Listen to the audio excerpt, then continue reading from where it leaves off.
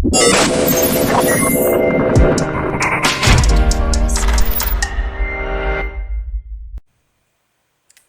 it's definitely tomato season. My brother-in-law was nice enough to give me these tomatoes to save seeds on. He knows that I'm a seed saver. Actually, I give him plants every year. And I think really he wants me to save the seeds so I can give him plants again next year. Anyway, these are called, what are these called? They're red pear tomato. It is an heirloom varietal, so we can save the seeds. And you can see how easy this is. So because it's a tomato, ooh, it's got a bad spot in it. I'm going to do the fermentation, so I get the seeds out of all this gunk that I still don't know the name of, the membrane.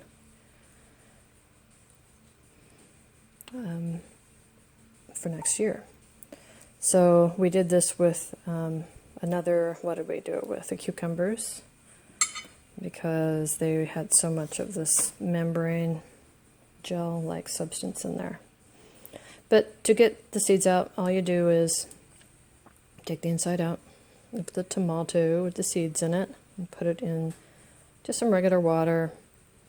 If you have tap water, I would suggest that you put as much water in the container as you want and then let it sit out with the lid off overnight so the chlorine in your tap water dissipates, because that can kill seeds and not let them germinate.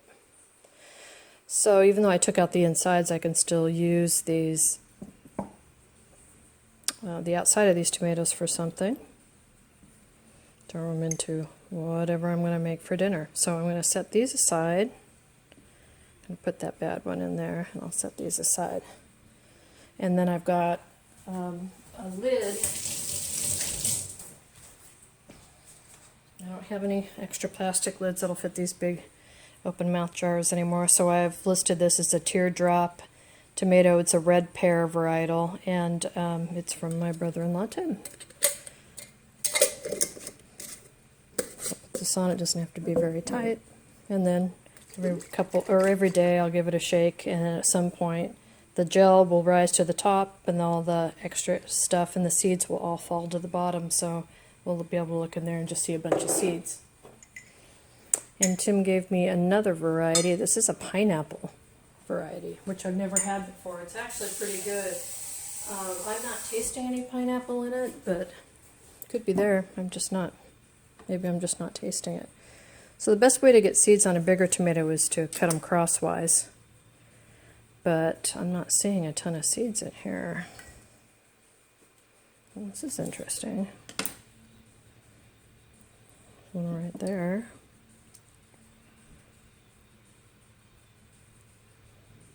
Is this a seedless tomato? Wow.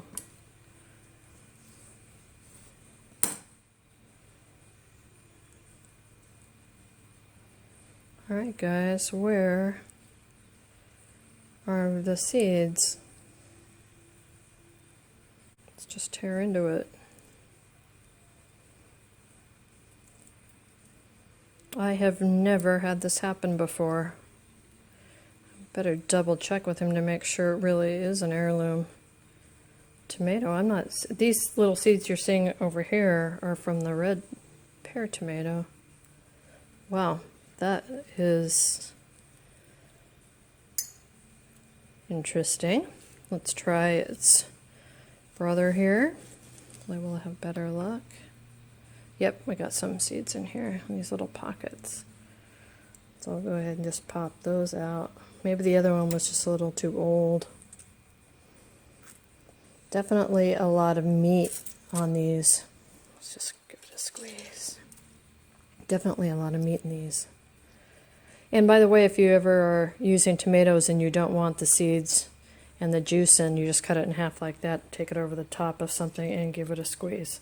And that's how you get the watery stuff out, and then you're left with just mostly meat. But that's not a heavy cedar, is it? Not very many in there. Let's take a look at this part. Yeah, I'm not seeing a ton of tomato or seeds. Well, this is interesting. Are there seedless tomatoes, you guys? Oh, there's some seeds, a couple. Wow. I wonder if these are worth a lot of money because there's not very many seeds. Well, I'm going to have to ask him. Maybe this was a joke. The joke tomato.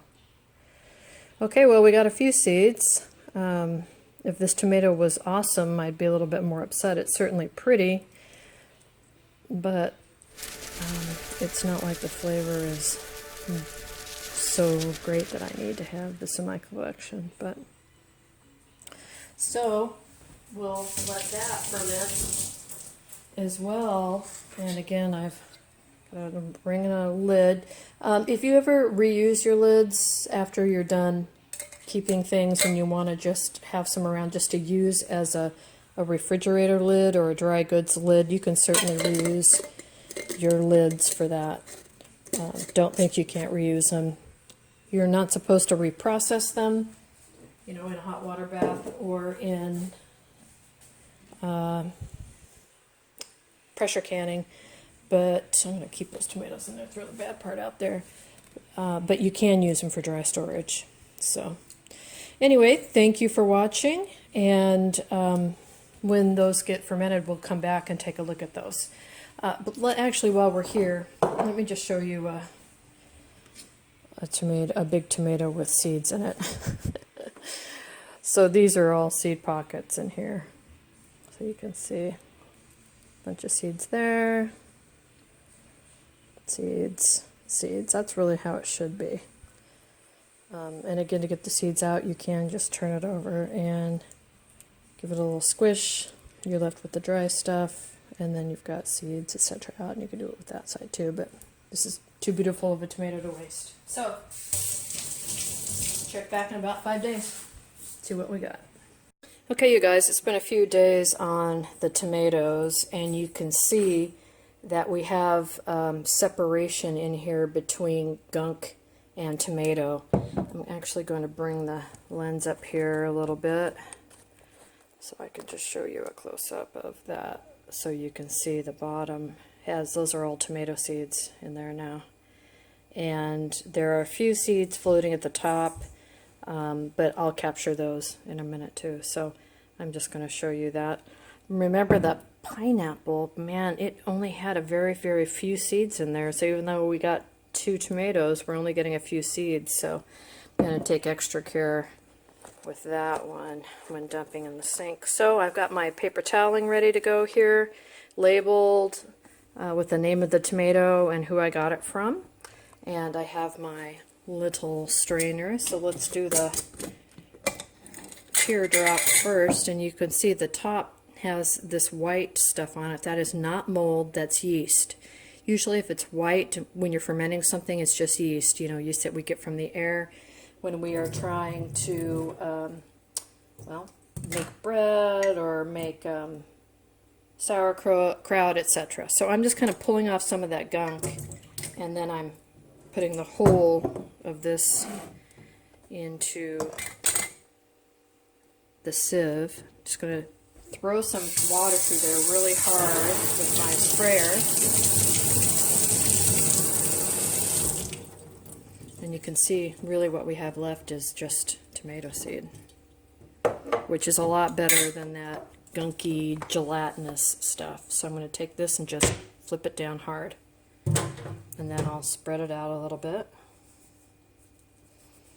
And again, these will dry directly on this paper toweling. I probably, because these seeds are so small, I'm probably not going to be able to pick these off. So what I'll do is cut when I'm getting ready to plant, or I'll pick at them, depending on how I'm feeling that day.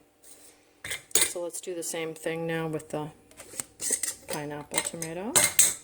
Nothing really growing on top. That's just some of that gunk floating in there, but I'm going to be super careful when I'm pouring this off. If anything gets near there, any seed, I'm going to stop it. Alright, that looks good enough, and now I'm just going to pour it all in here. Hit it with my water.